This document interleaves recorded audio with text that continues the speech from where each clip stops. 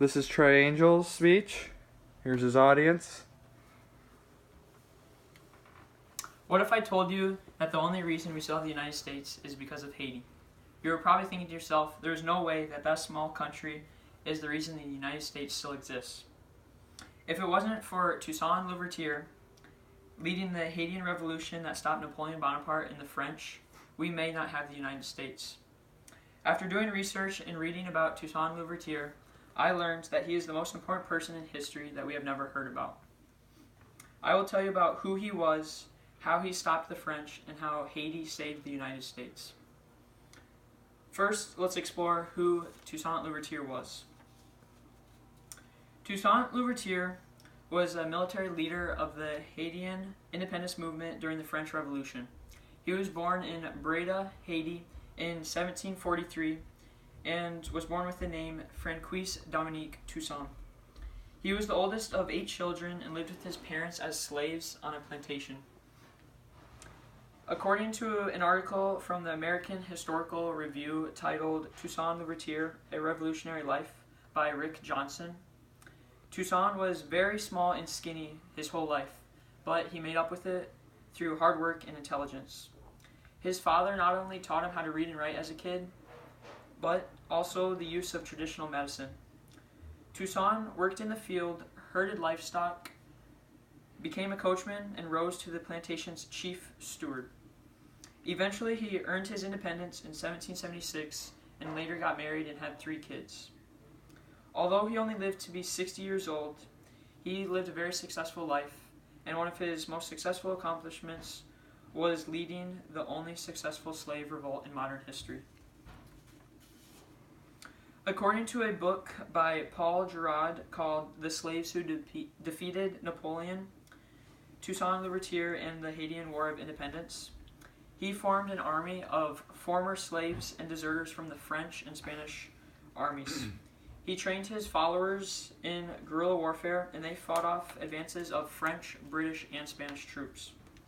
At first, Toussaint was reluctant to join the revolution, but in 1791, he finally gave in, and because of his leadership, he became a general very quickly. Here is a picture of art of what Toussaint looked like, and this was him as a general on his horse. And according to an article I read on slaveryandremembrance.org by Jason Westfall titled Toussaint Louverture, in 1793, Toussaint added Louverture to his name, and it is French for opening. He added it because of his skill in finding or creating openings in enemy lines. A year later, in 1794, Toussaint gained freedom and citizenship for all blacks in the empire. However, France and British still had some control of Haiti. It wasn't until 1799 when Napoleon Bonaparte became the leader of France, and that was when Toussaint Louverture had to lead his men again to fight off another push of troops. Napoleon was seeking to start an empire in the New World and sent a formidable army under his brother-in-law's control. The General Charles Leclerc came over to take over Haiti and expand France's control.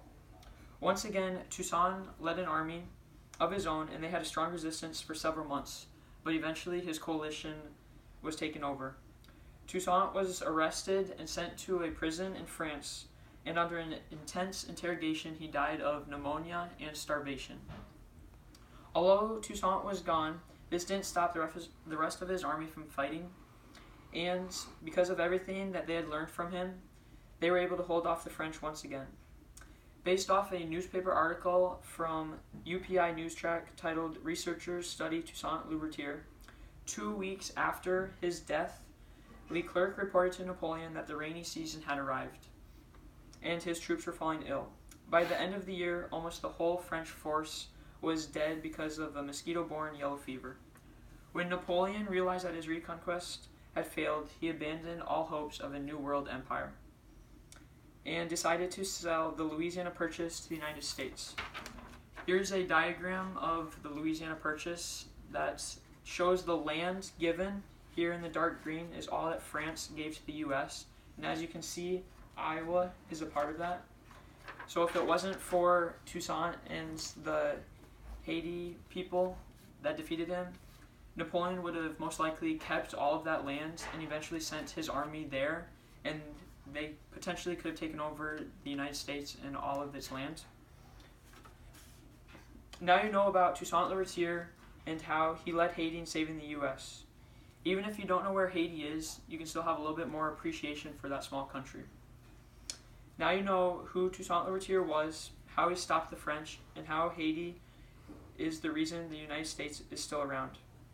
Very few people know about who he was and where he was from, and even fewer people know what he did for the U.S. He is the most important person in history that we have never heard about. Rest in peace, Toussaint Louverture.